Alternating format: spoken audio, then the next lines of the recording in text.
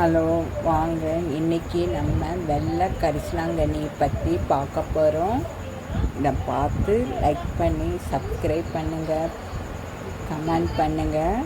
வாங்க பார்க்கலாம்.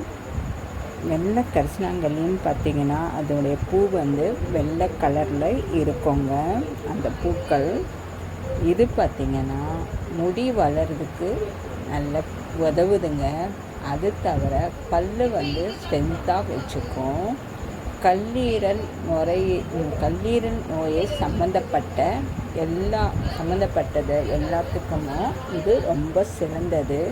எல்லாருக்கும் தெரியும், மஞ்சக்காமலைக்கு ரொம்ப நல்லதுன்னு சொல்லுவேன். இது உடலை இந்த வெள்ளை கரிசலாங்கண்ணி உடலை குளிர்ச்சியாக வச்சுக்கும். கண்ணுக்கு ரொம்ப நல்லதுங்க இந்த வெள்ளை கரிசலாங்கண்ணி. அது தவிர சளி, இருமல் அதுக்கு ரொம்ப சிறந்தது. இதை நான் பருப்பு போட்டு கூட்டாகவோ இல்லை நம்ம வதக்கியோ இது சாப்பிட வேண்டியதுங்க.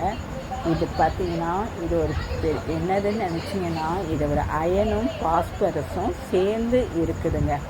எல்லாத்துலேயும் பார்த்திங்கன்னா அயன் தனியாக பாஸ்பரஸ் தனியாக இருக்கும். ஆனால் இது பார்த்திங்கன்னா ஒன்றா இருக்கக்கூடியது. அதனால் இதை நம்ம ஒரு பொடியாக செஞ்சு மிளகு சீரகம் வச்சு சாப்பிட வேண்டியதுங்க. சாப்பிட்டோம்னா முக்கியமாக நம்ம உறுப்புக்களை கல்லீர உறுப்புகளுக்கு ரொம்ப சிறந்ததாக இருக்குங்க. தோலுக்கும் முடிக்கும் அப்புறம் லிவருக்கும் ரொம்ப நல்லதுங்க இந்த வெள்ளை கரிசலாங்கண்ணி. இது பார்த்திங்கன்னா நம்ம தானாக வளரக்கூடியதுங்க. மழை காலத்தில் பார்த்திங்கன்னா இது தானாக நிறையா வளர்ந்துருக்கும். இதோடைய விதையை நம்ம சேகரித்து வச்சு அப்பப்போ போட்டுக்கணும். இது பார்த்திங்கன்னா அற்புத மூலிகை. உடலில் இருக்குது, முற்றிலையும் வலுவுறுத்துங்க. அந்த மாதிரி உள்ள இது மூலிகைங்க இந்த கரிசலாங்கண்ணி. இதை நம்ம முடியை நல்லா அடர்த்தியாகவும் கருன்னு அடர்த்தியாகவும் கருப்பாகவும் நிறையாக இருக்கிறதுக்கு ரொம்ப உதவுதுங்க இந்த வெள்ளை கரிசலாங்கண்ணி. இதை நம்ம தேங்காய் எண்ணெய் அல்லது நல்லெண்ணெய் காய்ச்சி நம்ம முடியை பராமரிச்சுக்கலாங்க. அது தவிர பொடுகு அந்த மாதிரிக்கெல்லாம் இது ரொம்ப சிறந்தது.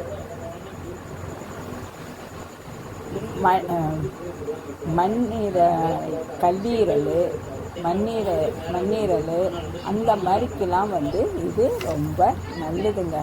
இது எப்படி வேணாலும் சாப்பிட்லாங்க. உடம்புக்கு ரொம்ப நல்லது.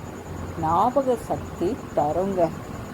அது தவிர எலும்புங்களை ஆரோக்கியமாக வச்சுருக்கோம். இந்த மாதிரி ஏகப்பட்டது இந்த வெள்ளை கரிசலாங்கண்ணியில் இருக்குது.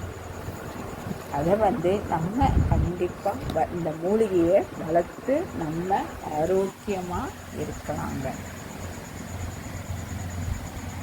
தேங்க்யூ.